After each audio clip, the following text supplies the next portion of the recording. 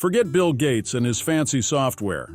Buckle up, history buffs, because we're about to meet R.G. LeTourneau, the earth-moving Indiana Jones of the 20th century.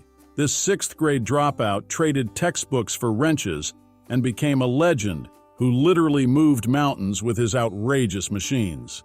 Get ready for a story wilder than a runaway bulldozer, filled with more twists and turns than a switchback on a mountain highway. Hold on to your hard hats because R.G. LeTourneau's journey is about to take you on a wild ride. Born on November 30th, 1888 in Richford, Vermont, Robert Gilmore R.G. LeTourneau was one of 8 children of Caleb LeTourneau and Elizabeth "Lizzie" Lorimer. He spent his early years in Duluth, Minnesota until the age of 12, where the city's vibrant shipping industry and the Great Northern Railroad significantly influenced his formative years. School was a tough ride for R.G., so he left at 14 and joined the workforce, much like 96% of kids his age in the early 1900s. He began at the East Portland Iron Works, learning the ropes of ironworking. After trying various trades, he found his passion for machinery. Starting as an auto mechanic, he eventually became the mastermind behind some of the world's largest earth-moving equipment. Later, he moved to a foundry in San Francisco, just in time for the Great San Francisco earthquake of 1906. The quake turned the city into a fiery mess, with fires raging for days and 80% of the city left in ruins. It was a baptism by fire for young R.G., who found himself in the middle of one of the biggest disasters in American history. After relocating to Portland, Oregon, R.G. dabbled in various trades, including ironworking, foundry work, machining, vehicle mechanics, welding, and applied electricity through correspondence courses. When an auto garage in Stockton, California went bankrupt, he was hired to repair a Holt crawler tractor, a job that would change the course of earth-moving history forever. LeTourneau's adventurous spirit took a dramatic turn when he souped up a car and entered a local race for publicity. The stunt ended in a crash that left him with a broken neck, an injury that kept him from military service in World War I, despite his strong desire to contribute. During his hospital recovery, he met Evelyn Peterson, and they married in August 1917. Though he couldn't serve on the battlefield, LeTourneau made a significant impact on the home front. He worked as a maintenance assistant at the Mare Island Navy Yard in California, where he honed his skills as an electrical machinist and refined his welding techniques. His contributions were crucial, even as he narrowly survived the Spanish influenza pandemic that followed the war.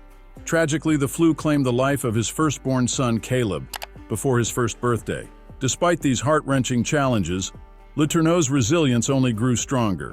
At 28, after World War I, R.G. LeTourneau returned to a car dealership he partly owned, only to find it mired in debt due to a partner's drinking problem. Leaving the business with a $5,000 deficit in 1915, he faced joblessness and financial struggle. His fortunes began to turn when he took on a land-leveling job for a wealthy rancher. This experience provided unexpected fulfillment and ignited his passion for earth-moving. Following his successful repair of a Holt crawler tractor, the owner hired him to use the equipment and a primitive scraper to level 40 acres of land. Enjoying the work, LeTourneau bought a used Holt and rented a scraper in January 1920 to start his own land leveling business. Finding existing scrapers inefficient, he purchased land in Stockton in May 1921 and established an engineering shop to experiment with scraper designs while continuing his contracting work. LeTourneau's newfound satisfaction in land leveling marked the beginning of his transformative career. This passion set the stage for his future successes, driving him to innovate and revolutionize earth-moving machinery. His journey from financial hardship to industry pioneer was characterized by resilience and an unwavering drive to turn challenges into opportunities. Over the next decade, R.G. LeTourneau dabbled in a variety of jobs, each with its own set of adventures. He tackled stump pulling, a job that famously cost him his front teeth due to a mishap with one of his inventions. He also refurbished batteries and became skilled with an oxyhydrogen welding torch, further expanding his expertise.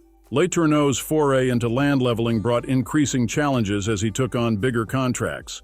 He was relentless in outbidding competitors and often had to scramble to invent new machines to speed up his work and keep his business afloat. With each new contract, he was perpetually just one clever invention away from financial ruin, demonstrating his knack for turning necessity into innovation. While other industries in the early 1900s were making technological leaps, earth-moving was stuck in the Stone Age. Roads were built by armies of men with shovels and mules dragging small plows. LeTourneau was one of the first to bring machinery into road construction, revolutionizing the way we move dirt. He took road building from mule power to machine power. Feeling the call to do more for God, LeTourneau turned to his pastor, Reverend DeVol, for guidance. LeTourneau believed that to truly fulfill the Great Commission, he had to become a pastor or missionary. He thought that anyone fully committed to Christ needed to hit the pulpit or the mission field. After a heartfelt prayer with his pastor, LeTourneau was stunned when Reverend DeVol said, "God needs businessmen too." This simple yet profound revelation was a game-changer for LeTourneau. He suddenly saw his business not just as a way to make money, but as a partnership with God, aiming to do good in the world while building his empire. LeTourneau couldn't figure out why God would pick him to be his businessman, especially after, at 40 in 1927, a big construction job went south, leaving him $100,000 in debt. But LeTourneau later said, after witnessing how God turned things around, he uses the weak to confound the mighty. Talk about a divine plot twist. For history buffs, the end of the 1920s kicked off the Great Depression. A tough break for anyone, especially for LeTourneau, who was already buried under $100,000 in debt and stressing over how to feed his family. It was like having a recession as an extra challenge on top of a mountain of financial woes. Here's where the story takes a miraculous turn.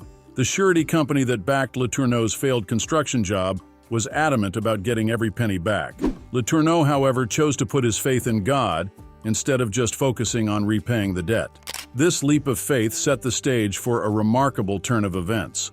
On LeTourneau's next job, the surety company told him he had to work on Sundays, or they'd foreclose on his business and house. LeTourneau, with God as his business partner, handed the problem over to him.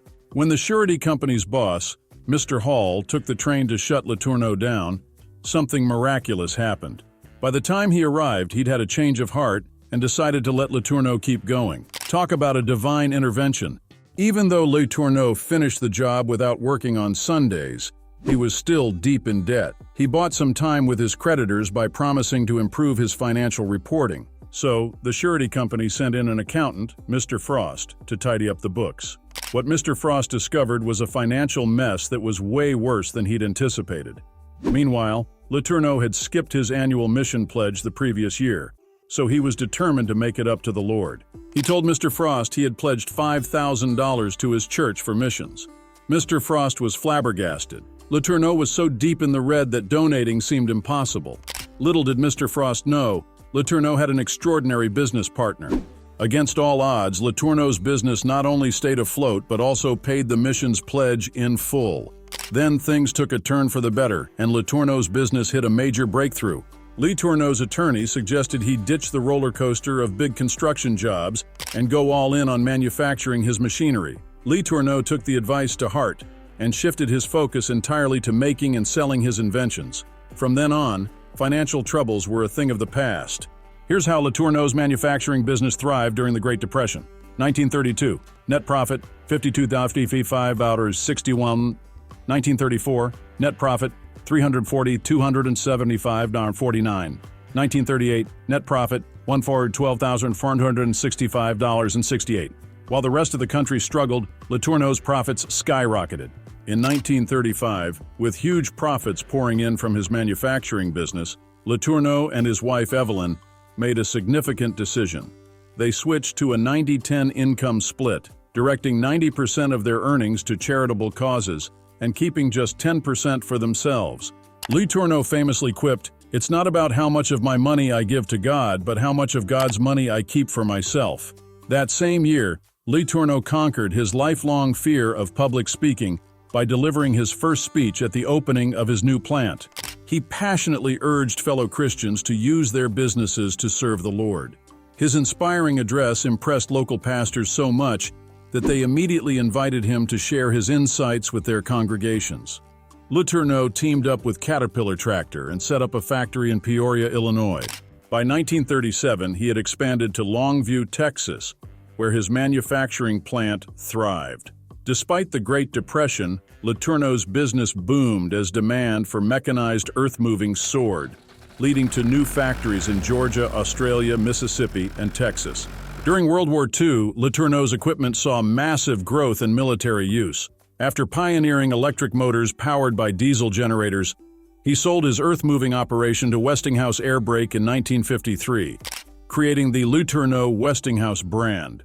When non-compete clauses expired in 1957, he jumped back into the market with his revolutionary electric wheel, a giant tire with a built-in motor. He then went on to design a range of unique, powerful machinery for everything from logging to offshore oil drilling. With their generous split, LeTourneau and Evelyn set up the LeTourneau Foundation to handle their donations. By 1959, they had given away $10 million to religious and educational causes, yet the foundation still had a hefty $40 million in the bank. Giving away money and still getting richer. Talk about a win-win. He finally got his correspondence degree in engineering in 1965, a full 50 years after starting the course. At age 77 in 1966, he stepped down as president of the company, but kept dreaming up new machinery designs until a major stroke in March 1969. He passed away on June 1st at age 80. R.G. LeTourneau transformed earth-moving, gave 90% of his income to charity, founded LeTourneau University, and led global projects. All that from a man who once joked he was so small-time I couldn't even power a flea circus. LeTourneau snagged his last patent on July 13, 1965, at the ripe old age of 77. In the 42 years between his first and last patents, he racked up an impressive 297 more, making him one of the most prolific inventors ever. This patent powerhouse gave the world the bulldozer, various scrapers, dredgers, portable cranes, rollers, dump wagons, bridge spans, logging gear, mobile sea platforms for oil exploration, the electric wheel, and a plethora of other game-changing gadgets. LeTourneau was the brains behind 70% of the heavy earth-moving equipment the Allies used during World War II. From 1942 to 1945, his inventive genius churned out 78 new creations, many of which played crucial roles in winning the war. Despite only a few years of formal schooling, LeTourneau's inventive genius didn't go unnoticed. He bagged dozens of industrial awards and honorary doctorates from 5 different colleges and universities. Not too shabby for a guy who started out with a 6th grade education. Now let's take a look at one of his amazing inventions of all time. Originally designed for farming and moving cargo, crawler tractors quickly proved they were more than just farm machinery. They became construction powerhouses.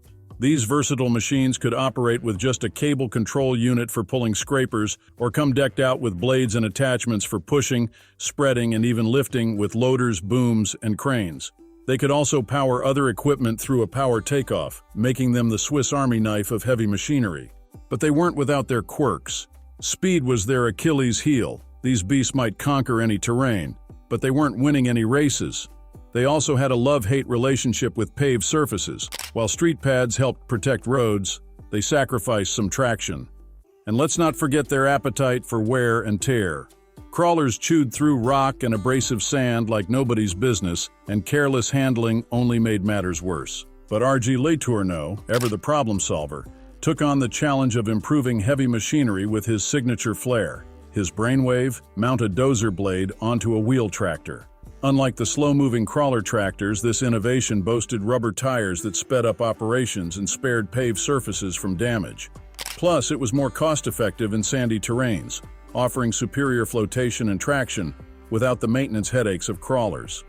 The initial prototype, created in 1936 from a John Deere D industrial tractor, was just a taste of what was to come. By late 1945, LeTourneau unveiled the world's first wheel dozer, a groundbreaking machine powered by a 300-horsepower Buda diesel engine and equipped with an electric generator to control the blade. Designed for push-loading scrapers, this prototype was the precursor to a new era of dozers ranging from 85 to 750 horsepower. The real game-changer, however, was the C model, introduced in 1946. Rated in the 200-horsepower range, this workhorse wasn't just for push-loading.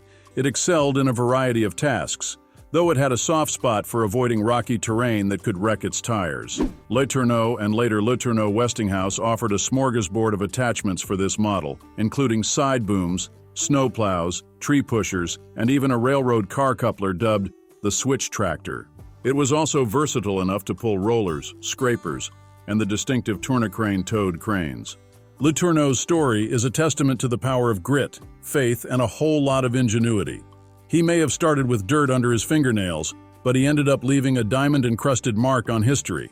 So next time you see a monster truck rally, remember, those brutes are just R.G. LeTourneau's great-grandchildren showing off for the cameras. This sixth-grade dropout may be gone, but his legacy continues to move mountains and probably a few planets by now with all that innovation. Here's where today's video ends. Let us know in the comments what you think of R.G. LeTourneau and whether you agree if he was a genius. If you have enjoyed this video, then you will definitely enjoy the video showing on your screen right now. Click now, and we will see you in the next one.